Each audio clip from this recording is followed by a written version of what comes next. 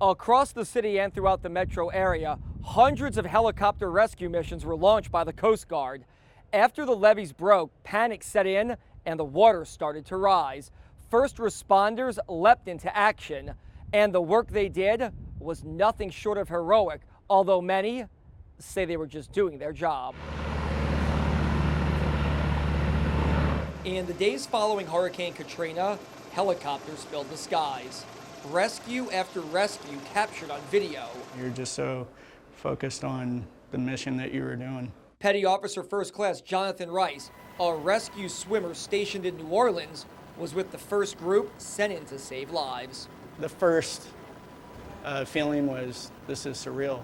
Like, is this happening right now?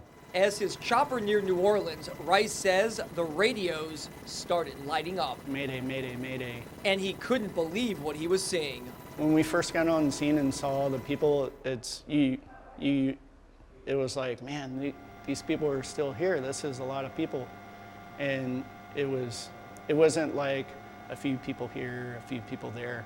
They were everywhere. And they were signaling with shirts, towels, blankets, anything that they could flag us down with. This is video of Rice and his crew in action. This is the biggest rescue operation in U.S. history. All in all, he played a part in saving more than 200 stranded people in the storm's aftermath. We're sticking them 15 to 20 people deep in the back of the helicopter. There are times where we have a section in the cone where we just dumped out all of our extra equipment to fit people in. 10 years later, Rice is still moved by the work he did. I get choked up when I talk about it. But I hold a high level of pride for myself and my Coast Guardsmen. Now stationed in San Diego, Rice is back in town for the 10th anniversary of the storm. There's moments that I get where I just get overwhelmed with pride, you know, proud to call myself a rescue swimmer. While Rice was working from a helicopter, other first responders used boats. All right, look, we're right on the side of it. NOPD Sergeant Danny Scanlon participated in rescues in Gentilly, the area where he grew up. How do you feel coming back to this area? It looks a lot different. It doesn't look like it did before. Scanlon and these other law enforcement officers launched one of their personal boats hours after the levees broke. I mean, they had people needed to be rescued. We brought them the best we could to the interstate. Scanlon says no law enforcement training could have prepared him for the dire circumstances, but his dad's longtime advice from living through Hurricane Betsy in the 1960s came in handy. I brought the axe to my dad. He told me about Betsy, and he said, always have an axe. So after I brought it in on the boat, and it just seemed like that's what you do. You bust a hole in the roof of the house and go in and get the people out. One of the people rescued, an 85-year-old woman. That's Scanlon, swimming out the front door of her house with a scared senior citizen on his back. Swimming through mucky water. You remember that well, Danny. Oh yeah, I remember. It was in this house right here. It was actually salty water, which really surprised me. But she was in there and she was real scared. They were standing on top of a little particle board table that was disintegrating because it was underwater, and so we got them out. Glad you're all right. It seems like just yesterday. Brian Fleetwood retired from the NOPD last year and is now working in St. Bernard Parish as a sergeant. He was on the rescue boat with Sergeant Scanlon, spending hours in the flooded area. And I think totally estimate for the days that we did it, I think it was around 300 people that we actually got, to the interstate. How y'all doing? Most people who enter the courthouse where Fleetwood is stationed are unaware of his Katrina heroics, and he's fine with that. This is what you do when you sign up to be a policeman.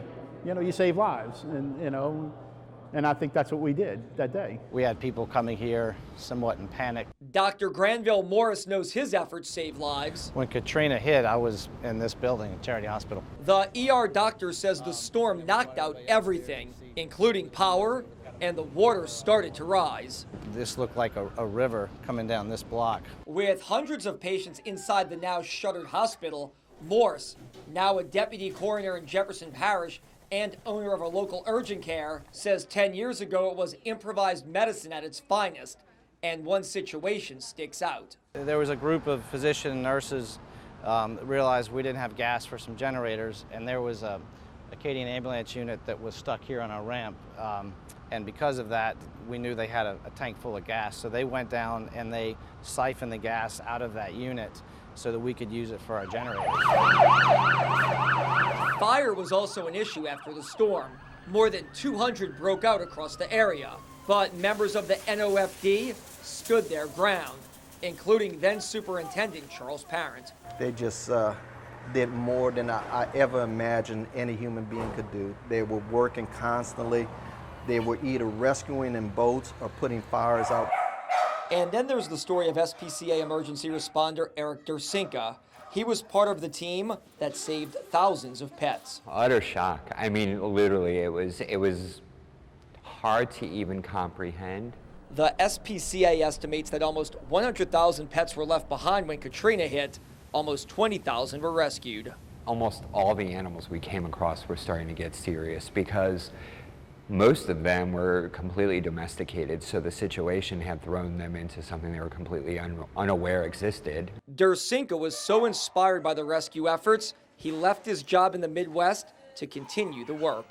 10 years after Katrina, our city is in so many ways a better place.